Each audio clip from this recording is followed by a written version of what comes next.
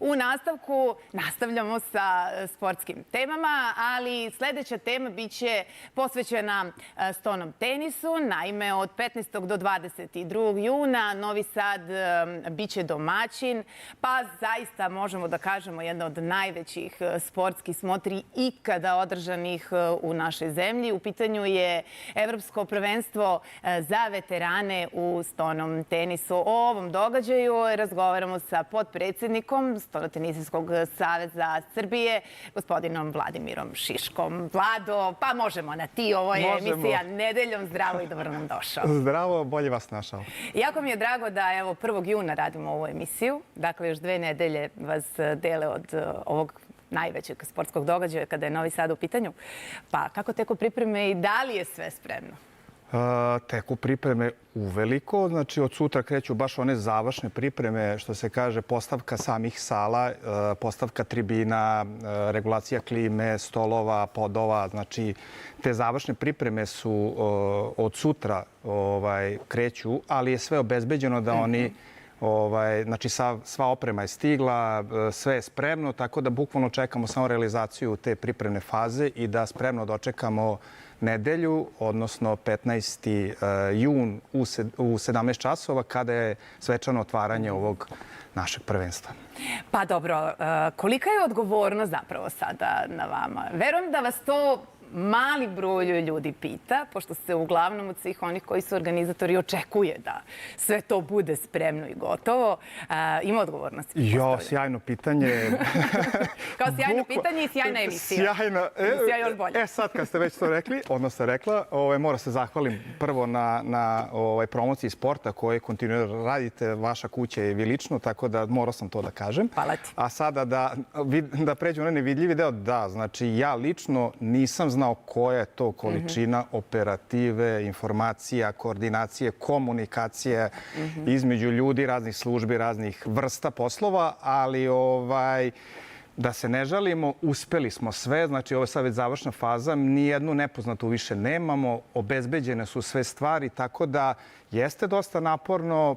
Prilično je bilo naporno, eto, bit će još 2 nedelje naporno, a posle toga ćemo uživati u najvećem sportskom događaju, ko što ste rekli. I naravno u reakcijama svih onih takmičara koji će doći i, eto, po prvi put neki možda od njih posetiti naš grad Novi Sad. Tako je, ali možda će se neki vratiti, pošto neki od njih su i dolazili na prethodna prvenstva koje smo imali 81. recimo godine kada je Spence otvaran. Neki od njih, verovali, neće se doći sada na ovo takmičenje, tako da je to isto jedna onako lepa trivija, što se kaže, vezana za prvenstvo.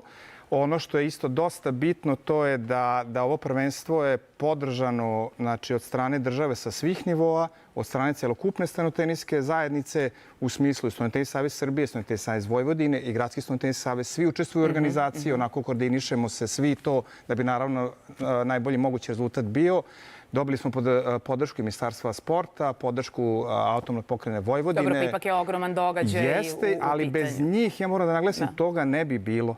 I isto moram da se zahvalim gradonačelniku gospodinu Mićinu, koji je prihvatio da bude na čelu organizacionog odbora ovog takmičenja, kao jedna garancija, kao jedna figura koja će uspeti da organizuje sve ostale, da kažem, službe u gradu koje su potrebne da bi se to prvenstvo u tim nekim sitnicama, ne kažem onim osnovnim stvarima poput stenotenijske opreme, ali da imamo lepo ozelenjen prostor, da imamo čist prostor, da imamo tako neke stvari koje su nam potrebe i potrebna gradska administracija, njihova podrška u tim nekim operativnim stvarima. Tako da želim se zahvalim i njemu i naravno svim ostalima koji su nas podržali i omogućili da možemo da držimo uspešno prvenstvo. Čitav događaj odvijaće se na Novosadskom sajmu.